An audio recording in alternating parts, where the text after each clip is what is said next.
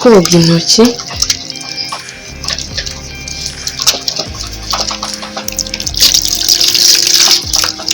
twiyogoze n'amazi meza.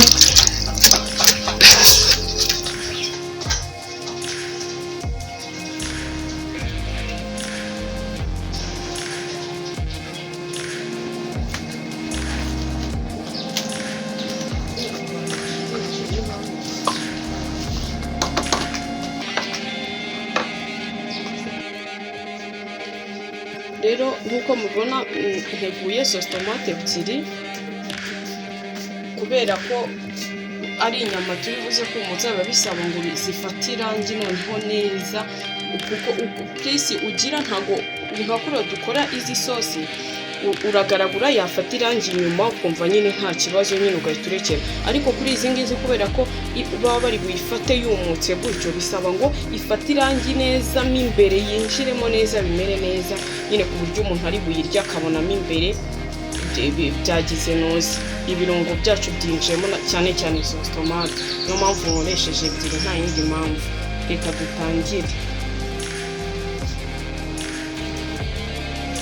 Reka dutangire rero nk'uko nari mbibabwiye, reka dushyiremo amavuta kuko biba bisabaho amavuta menshi ho gakeya kugira ngo zitaza gusa nk'izishirira zize gufata irangi, ariko harimo n'utuvuta turi gufasha bya birungo.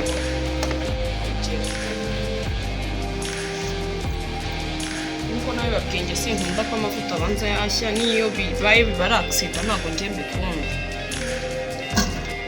Nkunda gushyiraho gutya bitavuga nta sound uri bwumve y'amavuta.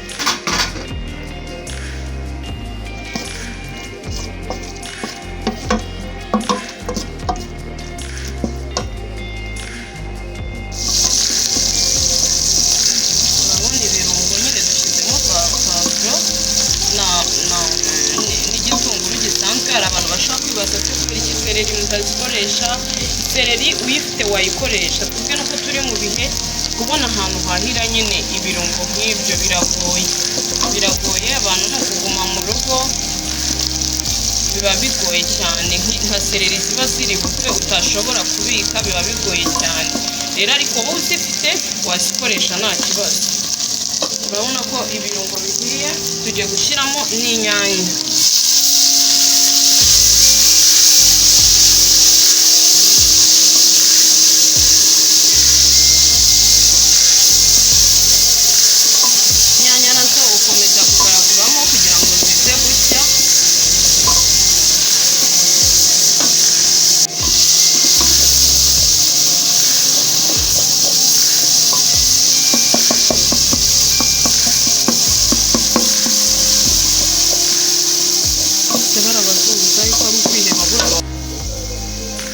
Tugiye gushyiramo rero sositomate.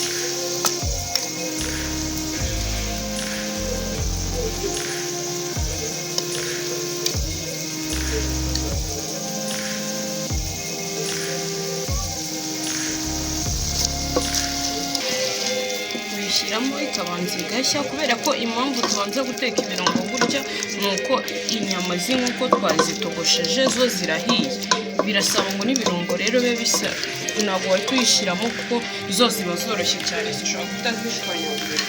Niyo mpamvu tubanza gutegura ibirungo ngo bibe bimeze neza, nyuma dushyiremo nyuma nyine byamaze gusa nk'ibihiye.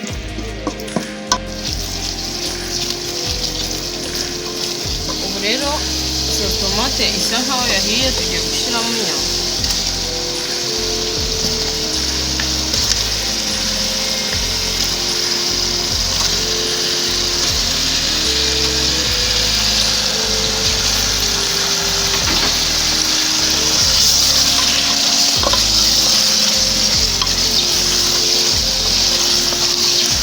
Ukomeza ugaraguramo ipaka, kubera ko izi nyama impamvu mwambaza ngo se kuki mutabonye nshyiramo umunyu hano mu gukaranga, mu gutogosa urazitogosanya kugira ngo bize kurushaho kugenda neza.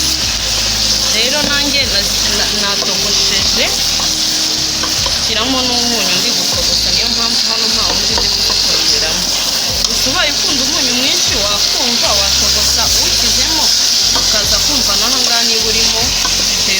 kantite y'umunyu ukunda.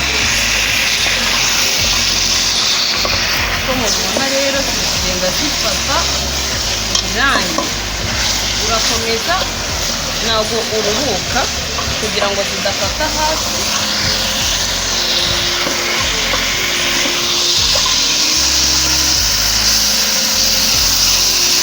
Hagati y'iminota 3 n'itanu hose ugenda uhakoza kugira ngo hatagira iyo usiga hasi hatameze neza. Murabona rero iyo ubona ibirungo byamaze kugeramo usa nk'ugabanya umuriro. Hari abakoresha amakwizinieri, hari abakoresha iki imbabura isanzwe nkoresha rero icomekwa ku muriro. Rero ugeraho ukagabanya umuriro kugira ngo bise nkaho ibirungo byinjiramo neza, none kuko uba wamaze kubona ko buri nyama yagiyeho ibirungo, noneho ukagabanya umuriro kugira ngo bise nk'ibyinjiramo imbere. Nk'uko mubona twabigenje nabwo mu gihe cy'umunota, ukamekinga sure ko ibirungo byawe bidafata hasi mu isafuriya. Buriya nibyo mba ndimo ndarwana nabyo, kuko ntabwo bihita bitangira gushirira ku buryo n'inyama igira indigu itari nziza. Rero ugenda ureba ibirungo ko bidafata hasi kugira ngo bize kugenda neza, kuko hari n'abakunzi b'ubugari umara gukuramo inyama zumutse ukaza kubakorera agasosi ko kurisha ubugari. Haba hari abafana benshi bashaka kugira ukuntu babirya, hari ubirisha umuceri, hari urisha iki, ariko no gukoramo agasosi. Nyuma yaho umaze gukuramo inyama niko ndibuze kubigenza, ndazikuramo mbereke ukuntu bimeze, noneho nze gukora agasosi gakeya nyuma yaho. Kuko hano mfite abafana b'ubugari benshi, niyo mpamvu.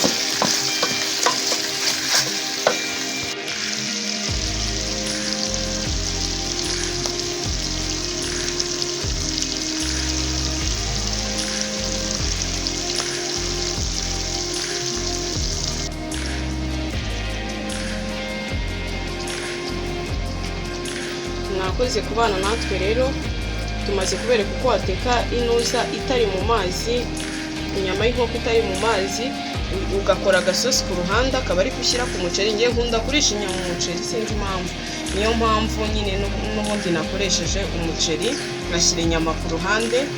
Nk'uko muri kubibona bisa neza cyane kandi ni nako biryoshye. Ngiye mba namaze kubisogongeraho kugira ngo mbumvire, nze kubabwira ko biryoshye nanabyumvise. Rero sawa, mwakoze kubana natwe, ni ukuri n'iby'igiciro kuba mubana natwe kandi turanabibashimira cyane. Imana ijye ibaha umugisha. Rero nawe wabitegura ukareba, ubaye ufite uburyo kandi ubaye utabufite wategereza wazabubona ukabikora. Hari n'agasenda ushaka gushyiraho n'urusenda warushyiraho, narwo tuba twarwikoreye turukora mu rusenda nyine na tungurusumu, ushyiramo na tungurusumu kugira ngo bize kugira ruzamara igihe kinini, kuko iyo udashyizemo tungurusumu hari igihe rupfa. Nabyo hari akavideo tuzakora ko kubereka uko bakora urusenda nyine rw'umwimerere rutaciye mu nganda ukajya urwikorera. Sawa rero, mwakoze kubana natwe, nongere mbisubiremo, Imana ibaha umugisha. Nge mwari kumwe nanjye Josiane Iradukunda, kandi mujye mukomeza kudukurikirana mukanda subscribe, musharinga, muduha comment yuko mwabibonye. Imana ibaha umugisha rero, mukomeze kubana natwe. Ndaje mbereke nyuma yaho uko wateka inyama y'inkoko warangiza ugategura n'ubugari ku ruhande ukaza kubikoresha. Zaho murakoze, Imana ibarinde.